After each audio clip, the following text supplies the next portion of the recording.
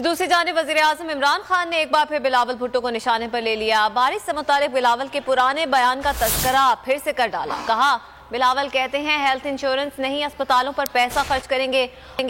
उन्होंने सवाल किया, 13.5 साल हो गए, पैसा खर्च करने से किसने रोका है?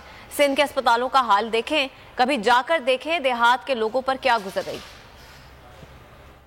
ऐसा है, लाहौर ऐसा है, कराची ऐसा है। पार्टी का लीडर है, 13 साल हो गए, उर्दू भी नहीं सही तरह बोलनी आती। बारिश होता है तो पानी आता है कि जब बारिश आता है तो पानी आता है, जब ज्यादा बारिश आता है तो ज्यादा पानी आता है। वो कहता है कि हम पैसे नहीं खर्च करेंगे हेल्थ इंश्योरेंस पे, हम अस्पतालों पे पैसे खर्च करेंगे। तो मुझे ये बताएं कि 13.5 साल से रोका किससे आपको? जरा सिंध के अस्पतालों का तो हाल देखें, जाके देखें तो सही बेचारे सिंध के लोगों के ऊपर क्या गुजर रही है। आप अभी बारिश आती है तो पानी आता है, आपको पता है कि लोगों की हालात क्या है? जब ज्यादा बारिश आता है तो ज्यादा पानी आता है। आप कभी गांव में गए हैं, लोगों के पूछा लोगों इसके ऊपर क्या गुजरती है?